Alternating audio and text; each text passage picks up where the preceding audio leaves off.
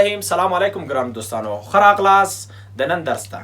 نن موږ راځو له خیره سره کوم چې واده مو کړې وه، نن له خیره شروع کوو په څه شي باندې؟ کیمیا باندې. نن زموږ درس شروع کیږي د کیمیا اول درس ده. هیلهمند یم چې تاسو هم درسونه کله چې مطالعه کوئ د اول سر نه ټول مطالعه کوئ، او دغه درسونه چې تاسو مطالعه کوئ ما سره سئ، همدغسې ما سره مخ ته ځئ. هیله ده چې درته مفید تمام شي او ټول ته ګټور تمام شي او ښه ترې استفاده وکړئ. نو تاسو نه مې هیله همدا ده چې تاسو باید کتابچه او قلمونه در سره وي، همدغسې درس ته سم متوجه اوسئ. یعنې لکه داسې نه چې یو فلم ګورئ، یو سندره ګورئ یا داسې شیان ګورئ، درس ته ناست یاستئ بس همدغه درس به داسې ښه دقیقه ګورئ چې سم صحیح همغسې تشریح کړو. تاسو هم ترې یو شی واخلئ، همغه بیا ځان سره تکراروئ، او کوم چې باندې نه پوهېږئ بیا ویډیو وګورئ، بیا ویډیو وګورئ. یا که بیخي بیا فرد مثال هغه مې نه و تشریح کړی، تاسو کولی شئ چې هغه فرد مثال په لاندې کومنټ کې یا په واتساپ کې یا فرد مثال په مسنجر کې هر رقم چې کولی شئ، یا کورس ته راشئ، ما آریانا ښوونیز مرکز ته راشئ، هلته درته ټول تشریح کوم او تاسو مشکل هیله ده چې حل شي. ګرانو دوستانو، مخکې د دې نه چې راشو کیمیا تعریف ووایو او کیمیا تعریف کو، راځئ چې دا ووایو چې د کیمیا د کم علم نه اخیستل شوی د کوم ځای نه شوې ده. اول مخکې د دې نه چې موږ راشو کیمیا تعریف کو، اول راځو کوم علم ته. موږ او تاسو یو علم ده د څه شي په نوم ده؟ د ساینس په نوم ده. موږ او تاسو چې مطالعه کوو؟ ساینس مطالعه کوو. ساینس ګرانو دوستانو څه شي ته وایي؟ ساینس په لغت کې علم ته وایي، زده کړې ته وایي. هر هغه علم نه چې موږ یو شی زده کوو هغه ساینس ده. په ساینس په لغت کې څه شي ته وایي؟ علم، یا موږ ورته وایي دانش، علم. او په اصطلاح کې هغه علم ده چې په اساس څه شي جوړ کړی وي؟ اساس تجربې جوړ کړی وي. یعنې په اصطلاح کې هغه علم ده چې په اساس د څه شي ولاړ وي؟ په اساس د تجربې ولاړ وي. یعنې هر هغه شی چې د ثبوت وړ وي هغه ساینس ده. یعنې کله چې موږ وایو چې سودیم جمع کلورین، سودیم جمع چې کلورین، سودیم جمع کلورین سودیم کلوراید کېږي. دا خو تیوري شو، ما تاته ویلې اوس چې دا تر ثبوت نه کوم منل کېږي نه. یا فرض مثال هایدروجن جمع اکسیجن اوبه جوړوي، دا تر ثبوت نه کم نه قبلیږي. یا فرض مثال دا مارکر ده، دا مارکر فرض مثال که زه خوشې کم ځمکه ځان ته چې کوي کشکاږي، دا د ما خوشې که دغه تاسو ولید چې د لاندې وغورځېده نو دا تجربه شو. دا چې تجربه شو همدغې ته شوی تجربي علم یا ساینسي علم. پس هر علم ته موږ ساینس نشو ویلی، هغه علم ته وایي چې په اساس د څه ولاړ وي؟ تجربې. همدې لپاره دې ته تجربي علم وایي، همدې لپاره ته څه وایي؟ تجربي علم. تجربي علم ورته وایي، تجربي علم ورته وایي په دې شکل باندې. ښه دوستانو، په یاد مې د ساینس تعریف باندې خپور شو. اوس به راځو چې ساینس په څو ډوله ده. په یاد مې چې ساینس په عمومي ډول په څو ډوله ده؟ په دوه ډوله ده. یو ته طبیعي علوم وایي، یو ته څه وایي؟ طبیعي علوم. او یو ته څه وایي؟ اجتماعي علوم. اجتماعي علوم. اجتماعي علوم کوم علوم دي دوستانو؟ اجتماعي علوم هغه علوم ته ویل کېږي چې د انسانانو ترمنځ اړیکې څېړي. یعنی دا ټول موجودات دلته دي په دې دنیا کې کائناتو کې ژوند کوي، دا چې یو بل سره څه اړیکې لري همدې ته اجتماعي علوم وایي. لکه مثلا موږ مطالعه کوو تاریخ، تاسو په امتحان کانکور کې لیدلی وي چې مثلا راځي اجتماعي علوم درته لیکي. همداسې جغرافیه، همدغسې نور علومونه چې موږ ټول ارتباط انسانان یو بل سره څېړي، ارتباط یې څېړي، همغه ته څه وایي؟ اجتماعي علوم وایي. او طبیعي علوم کوم ته وایي؟ علوم طبیعي هغه علوم دي چې طبیعت څېړي. طبیعت څېړي. طبیعت خو پوهېږي طبیعت څه شي ته وایي؟ طبیعت یو منظم مخلوقات چې منظمه مجموعه د مخلوقاتو چې الله جل جلاله پیدا کړي او جي کې ژوند کوي، همغې ته څه وایي؟ طبیعت وایي. طبیعي علوم هغه علوم دي چې همدغه موجودات څېړي. تاسو خو پوهېږئ چې په طبیعت کې چې یو چېرته طبیعت وي هلته چاپېریال وي، دغه چاپېریاله طبیعت همدغلته فرض مثال دوه رقم موجودات ژوند کوي. یو هغه موجودات دي، یو هغه موجودات چې هغه ژوندي دي، او یو هغه موجودات چې دي هغه مړه دي، یعنې غیر حیه دي. نو همدې لپاره دا دوه برخو ویشو چې یو فیزیکي علوم دي او یو بیولوژیکي علوم دي. بیولوژیکي علوم دي. بیولوژیکي علوم هغه علوم دي چې حیه اجسام څېړي. حیه اجسام څه کوي؟ څېړي. حیه اجسام په دې معنی چې ژوندي اجسام څېړي. چې موږ پوهېږو چې ژوندي اجسام دوه شیان دي، یو چې دي حیوانات دي، یعنې حیوانات، او بل چې دي نباتات دي، نباتات. چې د حیواناتو علم ته څه وایي؟ زولوژي وایي. زولوژي علم حیوانات یا د حیواناتو علم. او ان انسانان هم په دې حیواناتو کې راځي. داسې بعضې بیا پوښتنه کوي استاد وایي ته غوښې خبره خو دې وکړه، وایي زموږ چېرته راځو موږ باندې دې کوو. نو زولوژي دا وایي. او بل نباتات دي چې نباتات څه ورته بوتاني، د دې علم یوناني کلمه سره رقم ده، بوتاني ورته وایي. بوتاني چې له خیره بیا پاسه درسو کې له خیره انشاءالله بیولوژي درته شروع کوم. بیولوژي کې انشاءالله په دې برخه د بیولوژي په تعریف باندې او د دې ډولونو باندې ټول باندې ډېر وغږېږو. خو سم موضوع نه ده، لاړ به شو فزیکي علوم ته. فزیکي علوم چې دي ګرانو دوستانو په یاده مې چې کوم موجودات هغه کوي؟ مطالعه کوي غیر حیه، یعنې ژوندي نه دي. سا نه لري ژوندي نه دي او په عمومي ډول په څو ډوله دي په 5 ډوله ده چې یو ته یې وایي چې کیمیا وایي او بل ته یې فیزیک وایي بل ته یې هواشناسي وایي یا پیژندنه وایي هوا پیژندنه بل ته یې څه وایي ځمکه پیژندنه یا جیولوژي چې موږ مکتب کې ویلې ده پیژندنه او بل ته څه وایي ستوري پیژندنه دغه په 15 ډولو باندې ویشل شوی ده چې دغه د ساينس ټولې برخې دي دغه ساينس برخه کې موږ راځو خپل درس شروع کوو او موږ له خیر یو وړه برخه شروع کوو او هغه په خپل ژبه په پښتو ژبه تشریح کوو چې تاسو هم په پوه شئ او کیمیا له خیره شروع کوو. ښه ګرانو دوستانو اوس مخکې د دې نه چې موږ تاسو راشو او کیمیا تعریف کو د هغې نه مخکې چې کیمیا تعریف کو اول راشو چې موږ تغییرات مطالعه کو اول به راشو موږ به څه شروع کو تغییرات یا بدلون به موږ څه کو مطالعه کو تغییرات یا بدلون یا تغییرات موږ څه ته وایو کله چې یو شي کې مثلا د هغې په شکل کې یا د هغې په داخل کې تغییرات راشي دغې ته موږ څه وایو تغییرات یا بدلون یعنی تغییر وکړي تغییرات کې عمومي ډول موږ دلته په یاد وي چې تغییرات په 2 ډوله دي عمومي ډول چې موږ مطالعه کوو یو فزیکي تغییرات دي یا بدلون ده او یو چې ده کیمیاوي بدلون ده یا کیمیاوي تغییرات دي. ښه اول راځو ګرانو ملګرو ګرانو دوستانو راځو چې فزیکی تغییرات یا بدلون مطالعه کوو کم تغییراتو ته موږ فزیکی بدلون وایو هغه تغییرات دي چې په هغه کې د ماده اصلیت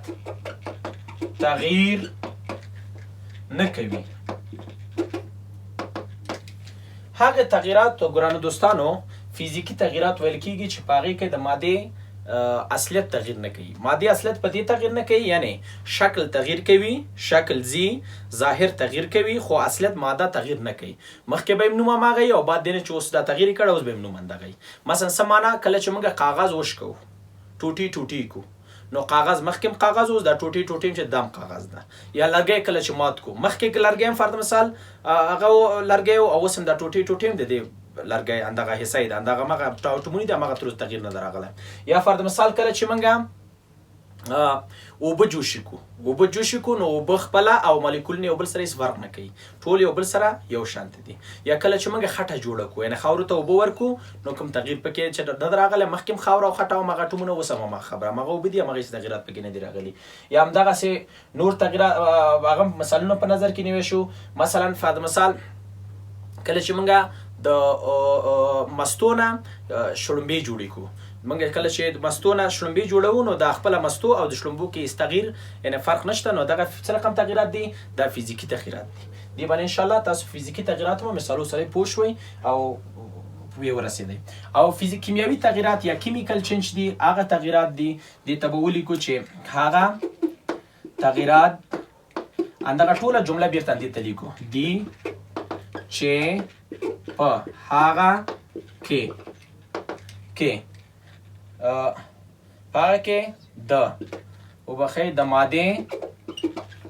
اصلیت تغییر کوي. ښه دوستانو زه بیا هم کوشش کوم چې پښتو کې املایي تغییرات هغه نه د یاګانو په سور باندې بعضې غلطي کړو متوجه اوسئ موږ خو املا درس نه ورکوو بیا هم هغه غواړم هغه جمله درته صحیح راورسوم هغه تغییرات دي چې هغې کې د مادې اصلیت څه کوي تغییر کوي مادې اصلیت په دې تغییر کوي په داسې شکل تغییر کوي چې فرض مثال موږ بعضې مثالونه ورته رانیسو مثلا داسې ورته وایو چې مثلا کله چې موږ کاغذ وسوځو کاغذ چې وسوځي هغه خپل کاغذ او د سکرو سره فرق کوي هغه بیل شو دا بیل شي لرګي وسوځو یا کله چې فرض مثال د شیدونه فرض مثال مستی جوړی کو نو شیدې یو شی دي مستی بل شی دي یا فرض مثال منګه کله چې د انګورونه شراب جوړو یا الکول جوړو نو دا خپل هغه انګور یو شی ده او شراب بل شی ده یا فرض مثال کله چې وچ سیمټ ته اوبه ورکو دا تغییر کیمیاوي تغییر ده یا فرض مثال کله چې منګه چیکو کله چې مثلا تاسو مثال ما تاګه کوي مثلا چونی ته چې منګه اوبه ورکو چونې ته چې موږ اوبه ورکوو دا ډېر په ژوند کې موږ ډېر داسې تغیرات لرو یا موږ چې خورو چې خورو موږ هغه فرض مثال یو رقم مواد دی بیا چې کله فرض مثال اعتراض کوو هغه بل شی دی نو داسې دغه دام تغیرات کیمیاوي دي نور په ژوند کې تاسو هم ډېر فکر کوئ چې تغیرات کیمیاوي تغیرات کم تغیرات دي یعنی په ژوند کې ځان څه فکر کوئ تغیرات باندې پوه شئ تاسو باید پوه شئ چې دغه فزیکي تغیر ده او دغه کیمیاوي تغیر ده او یو خبر هم دی یاد لاندې شي چې بعضې شاګردان پوښتنه هم کوي چې د شمع سوځېدل هم فزیکي تغیر ده او هم کیمیاوي تغیر ده یعنی داسې هم پوه کوم هر کیمیاوي تغیر ځان سره فزیکي تغیر لري نو دا شی نه باید وګورو اوس چې په تغیراتو باندې پوه شوئ راځئ چې کیمیا اوس تعریف کوو اوس یو وخت ده چې راشو خپل عنوان له خیره شروع کوو کیمیا به شروع کوو یا ورته وایي کیمستري ښه ورته متوجه اوسئ چې دغه د اول درس نه ښه خبره زده کوئ او درس هم بیا ځم په پښتو درېده په یاد مې چې مثلا که یعنې درسونه خو زه ټول همدغسې هم پښتو راباسم هم دري تر څو چې ټول پښتنو ترې ژبې پرې پوه شي نو تاسو هم کوشش کوئ چې کومه ژبه باندې پوهېږئ هماغه مخته وړئ هماغه وګورئ در سره نو راځو کیمیا ته کیمستري کیمیا دوستانو اول به راشو لغوي معنا به یې ووایو بیا به راشو تعریفونه به یې ووایو چې تعریفونه یې څه رقم دي اول خو په یاد وي چې کیمیا د یو یوناني کلمې څخه اخیستل شوې هغه کلمه عبارت د چی څخه ده الکیمي څخه ده الکیمي ورته وایي الکیمي کلمه ده الکیمي دوستانو چی شته وایي په لغت کې څه معنا ورکړي الکیمي معنا دا ده چې معنا یې دا ده چې نادر کامیابه چی ورته وایي کامیاب چی چې کامیابه وي یا فرض مثال حاصل خیزه زمکه حاصل خیزه چی زمکه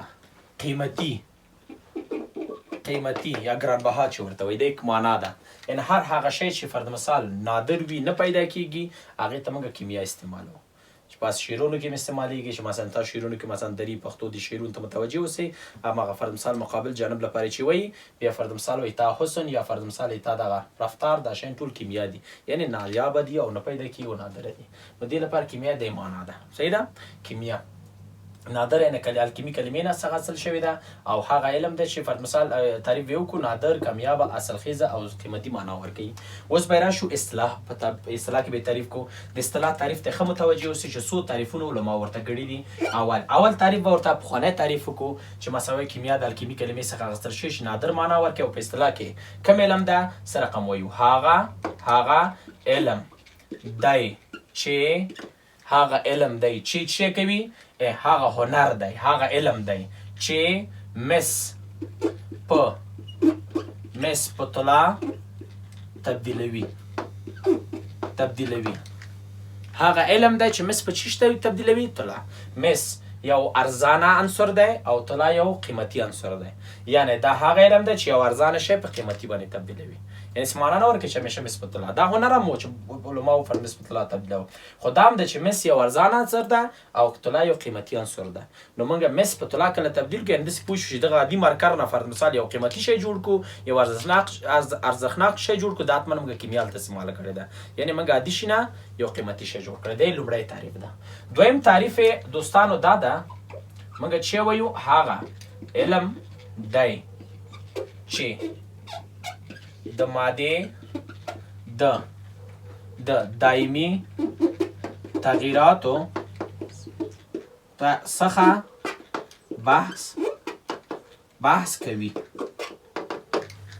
هغه علم دی ګرانو دوستانو چې د مادې د دایمي تغییراتو څخه بحث کوي یعنی دې کې کوم مواد چې یو بل سره تعامل کوي او بل شریکي هغه لومړني خواص پکې نه لیدل کیږي یعنی اول مواد یو رقم خواص لري کله چې تعامل کوي بیا بل رقم خواص لري نو چې کله خواص لاسه ورکړل او دایمي شول دې ته بیا چې وایو دې ته کیمیا وایي د بل تعریف د دویم تعریف ده مثلا سره مثال ورکو مثلا ګوري دوستانو مثلا کله چې هایدروجن جمع اکسیجن شي هایدروجن چې کله اکسیجن سره تعامل وکړي اوبه درکوي اوبه لاسته راځي دلته په یاد وي چې هایدروجن چې ده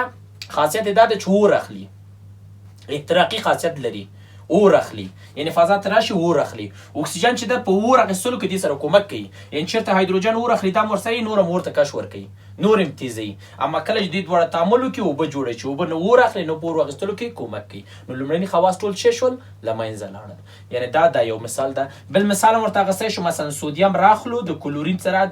سره تعامل ورکوو ښه دوستانو سودیم چې ده د معدې زهر ده یعنی که وچ انداسې عادي سودیم وخوړل شي سړی له منځه وړي مړ کوي او کلورین چې دا فرض مثال تنفس شي یعنی چېرته ګاز خوش شي نو دا تنفس شي سړی مړ کوي او کله چې بیا تعامل وکړي سودیم کلوراید یا چې جوړی مالګه جوړی سودیم کلوراید یا چې مالګه چې اوس سودیم مثلا سودیم کلوراید موږ خورو مالګه موږ نه مړ کوي نه سیستم تنفسي یا تنفسي سیستم ته او نه هضمي سیستم ته دا ضرر رسوي هېڅ مشکل هم ورسره نه لرو نو دغې ته دایمي تغییرات ویل کېږي